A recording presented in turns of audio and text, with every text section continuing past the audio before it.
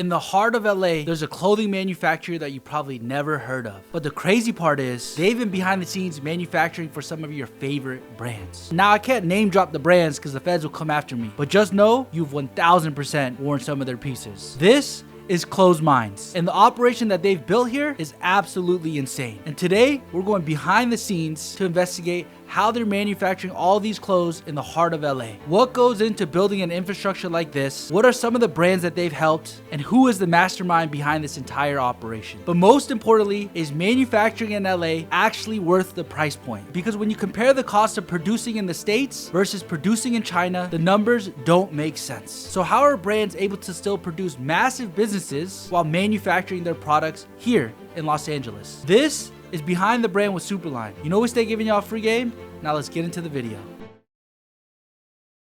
Yeah, what's up, bro? We're hot right now.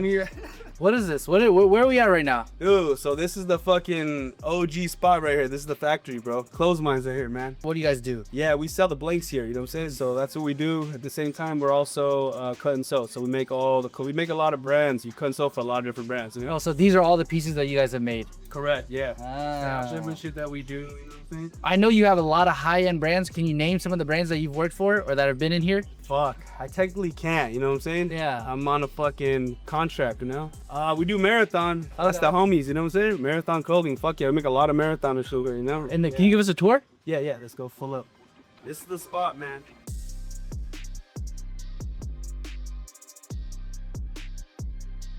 You notice everything's PFD, so we send everything, we do mainly garment dye. Oh, so for people that don't understand, what is PFD? What does this mean, PFD? He's prepared for dye. It's basically non-laundered garments, so it's basically, it has no shrinkage. They put any color from there, you know what I'm saying? Essentially, you're only cutting white fabrics because you're gonna go dye them. Yeah, so that's how we get. And then what is he doing here? He's cutting the patterns out? Yep, there's all the patterns and shit, you know what I'm saying? That's what we be doing, you know? After that, then we'll send it to sewing, and then boom, send it to all our local dye houses. We run a lot of different dye houses, man. We run with all the dye houses in LA. And what is he cutting right now? A shirt? T-shirts. What kind of shirts are these? Just our cotton jersey, you know, our standard one all day long, you know? And then next, we're gonna be doing some slub tees. We're gonna be doing more cut and sews. This is like the fabric right here. Boom, see all PFD as well. You know? Oh, so these are the slub fabric that you guys have. Yeah. So what is single? What does that mean? When you say 30 singles and 16 singles, what are the difference? Opposite. So if you go higher in weight, say you sell 30s, it actually means it's thinner. If you go like a 16 single, it's actually heavier. So it's opposite. So 30 means it's lighter, and then 16 is heavier. Back in like early 2000s, 2006, 2008, 30 singles was like the one. And then as time went, streetwear started taking off, motherfuckers started doing 18 singles. And then what are these? These are all the patterns that you guys have? Yeah, patterns that we made in the past, you know, we've done so many patterns, but this is just some of them. I mean, this is maybe not even 2% of what we have. We have a fucking storage, a warehouse full of just patterns. It's crazy. So like these, for example, are like what, pants? Yep. You got like hoodies right here. It's like your basic hoodie pattern, basic t-shirt pattern. See, that's got all the specs and stuff like that, you know? So you'd first make a t-shirt, you cut one, send it to dye, and then you see how much it shrinks, and then you apply it. It's like you have to basically do 2 patterns in one when you do garment dye. You have to. Wait, explain that to me. Basically, let's say you cut one of these as a pattern, right? We cut it, you sew it, we send it to dye, it's gonna get smaller, correct? People don't want it to get smaller. They want it to be the way it was before you sent it. Yeah. In order to do that, you gotta add shrinkage to that, basically. You know what I'm saying? So however much it shrinked, however many inches you add it. You have to add. So you guys do screen prints over here too. Yeah, what kind of shirt is this? This is nice. That's the 30 single Pima kind. That's the good stuff, yeah, man. Where do you source all the fabric and the rolls? We knit it, we make it ourselves. That's what we do. You're essentially like A to Z. Correct, everything, yeah, exactly. And then you guys also do like oversized, big graphics too? Yeah, that's what we're actually gonna do for this one. It's a jumbo print we're gonna be doing. This is for Supervision, pretty cool brand. So basically she'll put it in a poly bag. Yeah. And then we'll seal it up, boom. One thing. And she'll put the size stickers on there too. Correct, size stickers.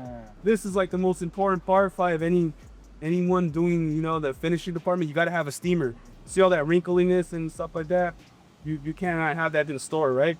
See all that wrinkliness and stuff like that? Boom, without Baptic Express. Boom, look at the difference. Damn. Huge difference. Yeah. It's like store ready, we call it. How much is this machine? Probably a good one. Like this one was probably like $3,500, 4,000 on that. Yeah. Yeah, it's a good one though, man. I wish I had this stuff in my house. And then this over here is the essentially like the sweatshop. They be sewing everything. Yeah, it's a cut and sew spot right here, man. You see everything's already cut up like bundles. See that, all the shirts? Yeah. 600, 700 shirts just right here alone. And this is the most important. Some shirts don't have the tape, but taping is the most important. Yeah. See this little thing here? That's that, yeah. Why is that the most important part? Because it keeps the shirt structured. If not, it gets like that torquiness. How much do you guys sell the 3/4 shorts for? I think retail they're 50 and wholesale they're 28. Can you walk me through what it costs to make one? Pricing is we see how much the raw materials cost. Basically the yield of the fabric. Yield basically means how much of the yardage. So let's just say an average yard of fleece costs, let's say $8, and it takes about 1.5 yards to make a short. You figure what's 8 times 1.5? Boom, you get that number. 8 times 1.5. Probably like around maybe $13, something like that. Oh, that's how much raw material goes into. That's it, yeah, exactly. Just on the fabric cost, you know what I'm saying? The labor for the cutting. Right now for cutting, you're probably looking at about maybe 35 cents. And how do you factor that? You just divide their hourly by how much they can cut? Exactly, and we've been doing this for so long, so we kind of have an idea. For the sewing, how much is it for the sewing per garment? You figure it out, like right now we're offering in-house sewing. We do it for $3.75 a tee. Our margin is really low. We're probably only making sometimes 15 to 20% margin, nothing. How do I go about doing labels? These, I mean, a lot of our customers, man, they make them. You know what I'm saying? Oh, so they make them and send them to you. Boom, this is like the best label right here, Marathon, boom. They provide all this and then we sew it up for them. What is the difference between like good fabric, bad fabric, and like what are the prices on something like that? If you got 100% cotton made in US, that's like gold right now. That's gas. That's like Zaza. dude, you could have that 20 years ago and it never goes out. Cotton is made from the sun. Anything that's grown takes time, and time is money. That's obviously not polyester, synthetics, fake stuff.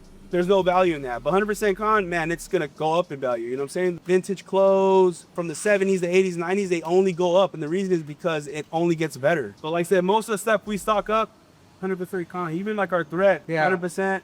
If you're into streetwear, then chances are you're like me. You're into cards and collectibles. But trading cards can be a hassle. Shipping, packing, who wants to deal with all of that? But thanks to Courtyard, the process just got easier. Courtyard allows you to digitize and vault your favorite collectibles so you can trade instantly worldwide. The collectibles are stored in a vault and ensured at market value with no overhead and no hidden fees. Courtyard turns this marketplace into entertainment that feels like a game. You could buy with confidence, and if it's not for you, you could sell it back instantly. No seller fees, no buyer fees, free vaulting, and free shipping. All of this is protected by Courtyard's authenticity guarantee. Sports cards, Pokemon cards, coins, comics, watches, and coming soon, sneakers. Courtyard has all the collectibles ready to trade. This is the next generation of collectible commerce, and it's all one click away from being at your doorstep. With guaranteed buyback offers, there's absolutely no risk with trading your favorite collectibles. Shout out to Courtyard for sponsoring this video.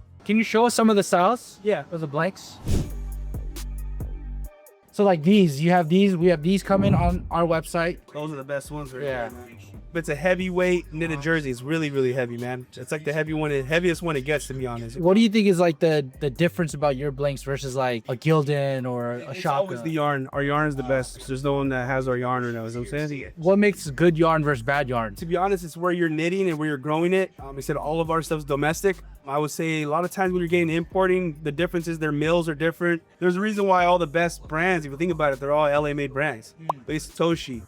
Look at Infants, all made US right now. Open end right here, you have the open and this is comb, big difference. So open, what is open? It's more starchy? Yeah, the way it's knitted, but you can always feel it. Always feels like you said, like more scratchier, right? Comb is a lot more smooth.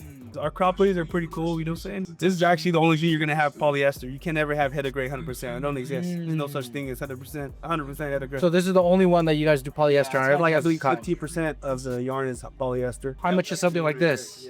Wholesale, that one's $12. How long will it take if they order it? Right now, we're basically giving 3 to 5 business days if they're doing like 200 and up. Is lighter fabric more expensive or cheaper? It's cheaper. Yeah. Because of the value of everything now, even like my supplier, they're even like raising it up though, because they know. Oh, because they know it's trendy. They know it's trendy, man. But the truth is, you go buy a Cuban, they charge you for what? The weight, right? Yeah. And it's like, it shouldn't be. It should be all weight, but it's not like that in the garment and the fabric. Now people are like, hey, they're charging up a little more. Oh, because they know. They know. That's our lightweight boxy tee right there. I feel like everyone's liking those right now. Big tie ones. These are nice. We just sell it in black and like a vintage black and white. How did you get into this business? I used to have a brand 20 years ago, bro. Stopped doing it. All my friends asked me, "Who are making your stuff?" And then I started making their stuff for them. So essentially, you went from having a brand to just making stuff for other brands. That's it. Yeah, straight up, man. And that's all I do now. You know what I'm saying? I just do a full package for a lot of brands. If I'm a kid now that wants to get in this business, do you think it's more strategic for me to start a brand, or you think it's more strategic for me to do what you do? I would definitely still say Start a brand. Heck yeah. Why? If you're not in this already right now, it's like you're already too late, to be honest with you. Just because everyone already has their game, they already got their connects. The trust game is super important nowadays. Even if it's a guy that's only doing 20 pieces, he's not gonna trust you if you don't know what's up. You know what I'm saying? Yeah. And they already had bad experiences, so people have their supplier. It's like the weed game thing. Yeah. It's very, very difficult to get in the weed game right now, right? It's like you gotta already been doing it. If not, try to roll the dice and get lucky with a clothing brand. Yeah, but the clothing manufacturer, I would say no way. Stay away from that. I'm gonna get federal. Can you give us some numbers? Like, what kind of numbers can somebody doing a business like this make? I mean, it's definitely in the M's, but if you mess up too, you can also lose the M's. You know what I'm saying? You gotta really, really know what you're doing, bro. You know? What's the biggest loss you ever took? We sold up pockets. Pockets was like the wrong shape, something like that. It was like almost 10,000 in shirts. Oh, I remember that. I never forget that actually. And how much of a loss was that? Probably like, I don't know, 350,000. So essentially, you did all the work and you had to refund them the And money. you lost what you made. Worse, you know what I'm saying? What did you do with all those shirts? I gave them away. He's to like churches and like they're just homeless and so that. Gave them all away. And what's the biggest win you've ever had? I would say YZY Gap. YZY Gap. Oh, so you did YZY Gap stuff in here. Can you give me the figures on that? Like, how did that work? The numbers are good, you know? It's definitely in the hand, you know what I'm saying? But that was only because we got lucky because of COVID. No other reason. Straight up, you know? China was closed, so they had to bring it here. I feel like you've seen a lot of brands come and go. What makes brands stay relevant and what makes them like pop off? You definitely got to do what you do and be ahead. And you almost have to like wait for it, you know? Because all the ones that always popped up, you're like, oh, remember that guy was doing it. Real ones know.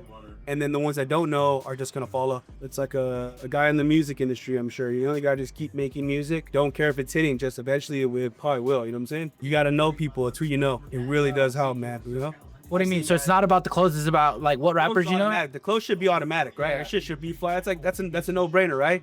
But it's gotta be like if you got an opportunity to give it to someone or you're gonna place it right or a stylist or celebrity. I remember the first day LeBron James came to LA. First day, who came from Cleveland to Lakers, he bought our clothes.